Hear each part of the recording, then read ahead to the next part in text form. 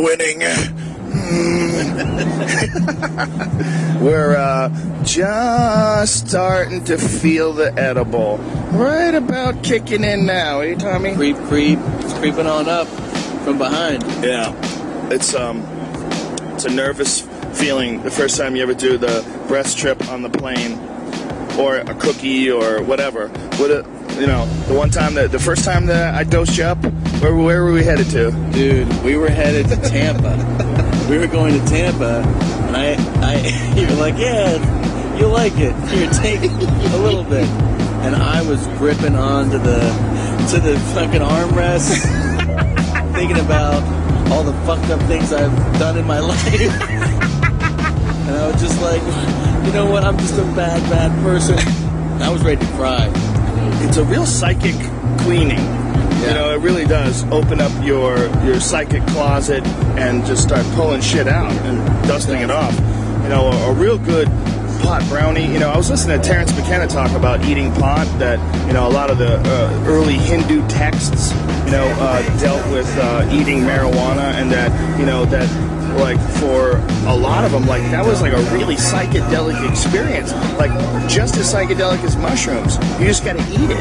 You gotta eat a lot of it. Yeah. People don't realize, man, if you're not used to it, eating marijuana, we've talked about this on the podcast 100 times, but for people who haven't heard this, it creates a totally different chemical when you eat it called 11-hydroxymetabolite when it's processed by your liver, and it's 4 to 5 times more psychoactive than THC. It's a way stronger drug.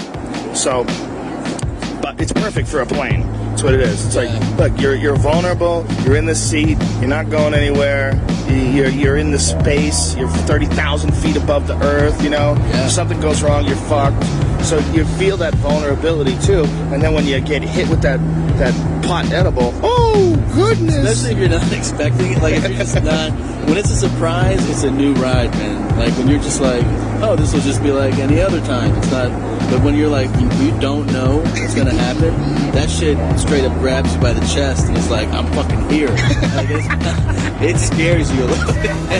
I was terrified. I mean, I really was freaking out, but when it was over, I actually did think like that was a good thing that just happened. Yes. I always feel like that. After the hardest, craziest, strangest trips where I get the most scared and I feel the most shitty about my life or about things I've done. Sometimes it's things I've done when I was like 13. Sure. Like, God damn it. Old stuff. Yeah, why am I still dwelling on this? I'm not doing that anymore. It's in the drawer somewhere in there.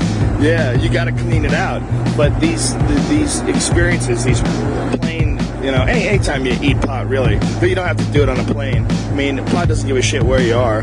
If you eat a really strong brownie, it'll really like expose you to your vulnerabilities. You'll feel all fleshy and you feel like real soft and easy to break. Yes. You know, extremely fragile.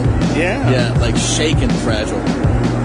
Like you just saw a fire or something, and there was animals inside, and you're traumatized. It's like that. Because it's so fucked up. In Amsterdam, they stopped selling brownies and cookies and shit at the coffee shops. Is it really? Yeah.